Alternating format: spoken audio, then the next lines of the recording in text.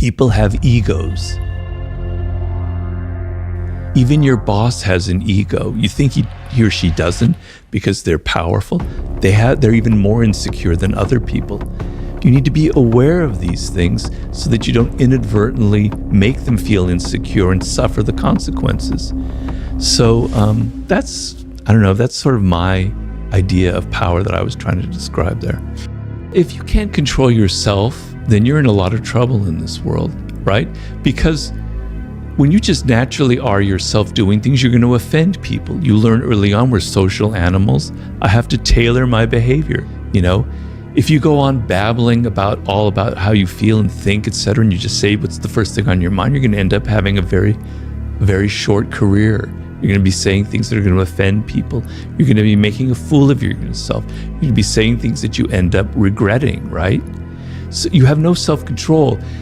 And if you see somebody who has no self-control, it makes you look like you're not powerful. If you can't control yourself, how can you control anything in your environment? How can you be a leader, right?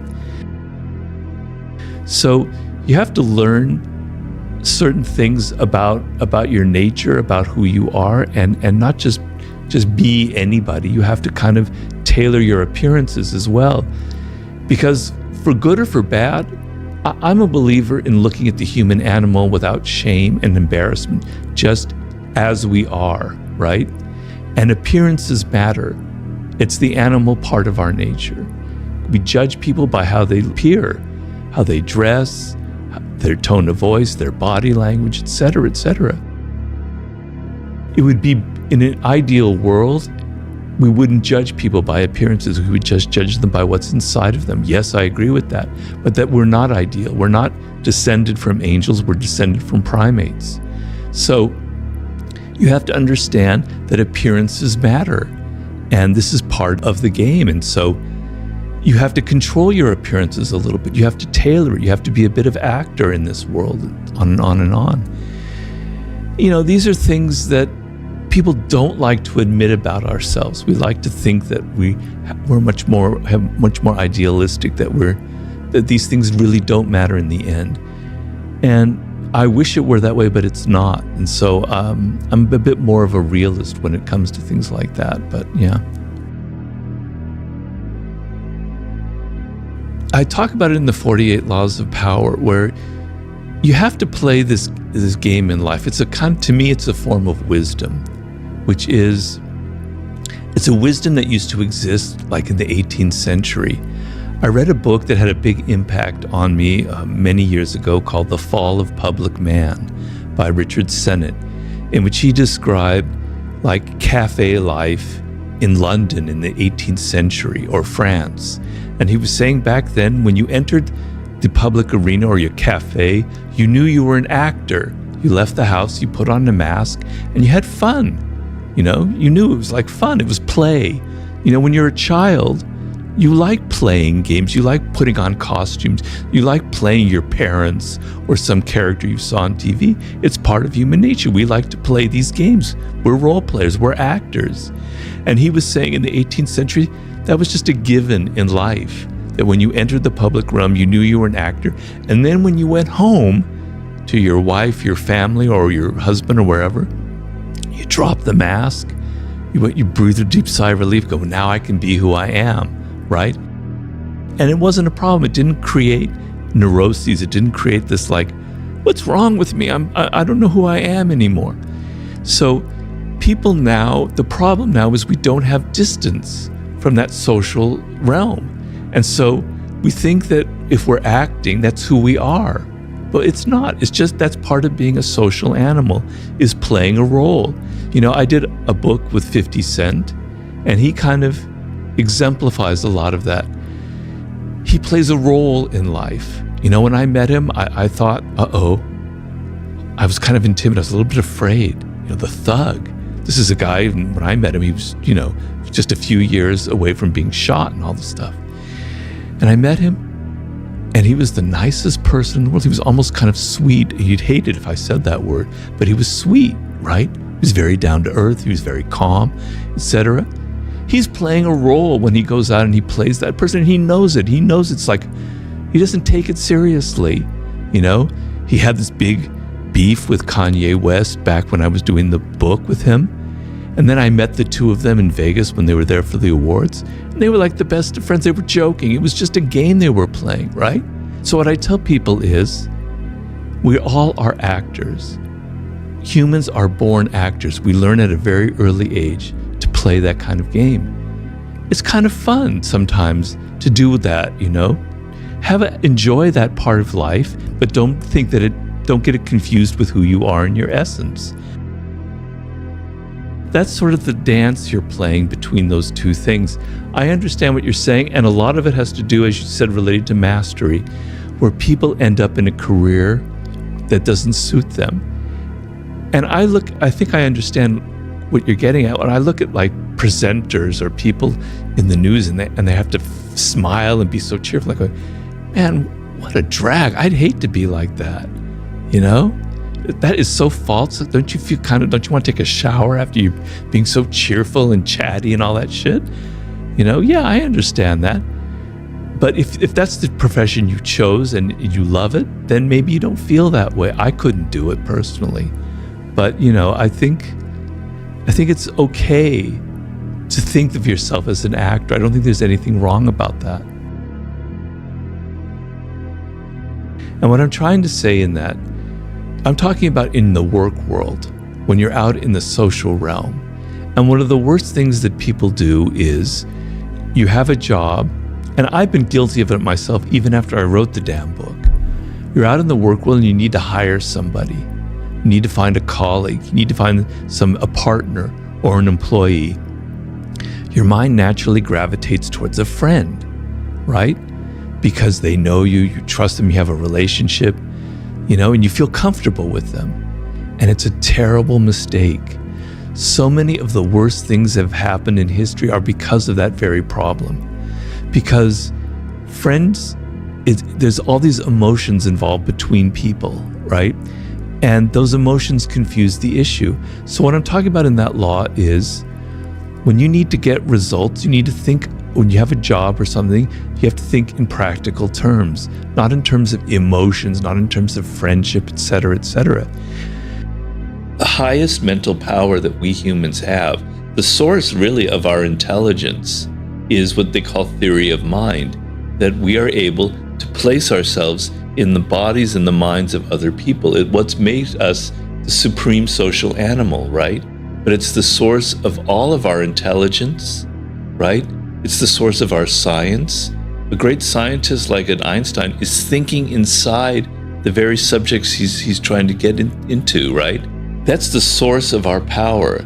And so high-level empathy, where you're able to think inside of other people, to kind of imagine what they are going through, what their feelings are, is to me the highest passion of all, which is a form of love, and it is extremely sublime. But if you want to win this war, let's call it a war against this type of thinking, you can't just like get angry and close the door on them and just say, go away, you know, you're evil, you're bad. We have to live with them, right? They're in our midst every day. And so if our politicians and people in charge were smart, which they're not, they would have that mentality. They would have the idea that you can't just alienate people and antagonize them and push them further into their corner.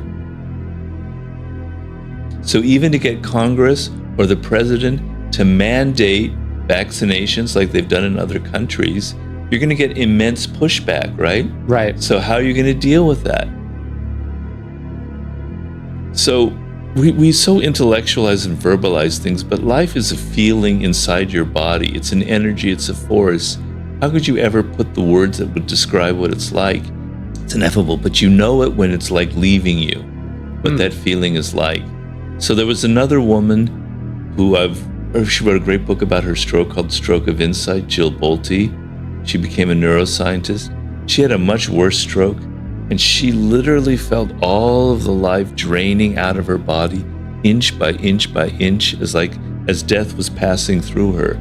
I had a little bit of that, and I also felt that this kind of force that is being alive is like being drained out of me. It wasn't as strong as that because my stroke wasn't as bad, but I did connect to the feeling of life and the feeling of death, because I had the feeling of death in my body. As I described earlier, the sense of my bones kind of shriveling and melting and getting soft, and kind of everything that makes you alive kind of leaving your body.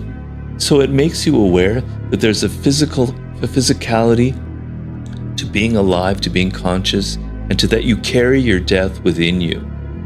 But so people have this wrong impression about Stoicism, which came back to sort of something we were talking about yesterday, where they kind of accuse you sometimes of not being Stoic, or it's a struggle. Even for Marcus Aurelius, it was a continual struggle. Even for Epictetus, or however you pronounce it, it was a continual struggle. It's not like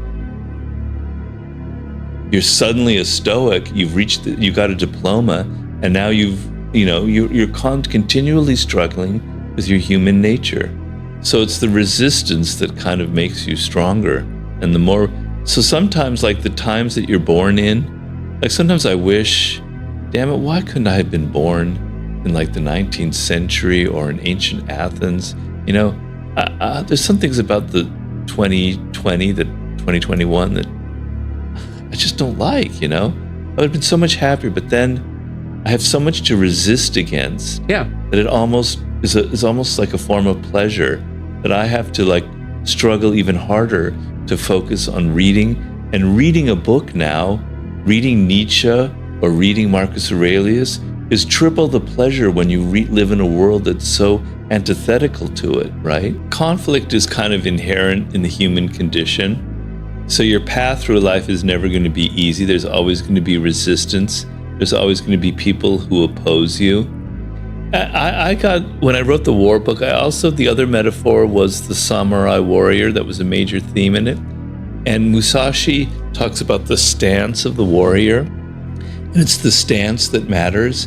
It's how you meet the adversary, how you position yourself, how you're calm, how you position the sword, and how you're ready for the attack.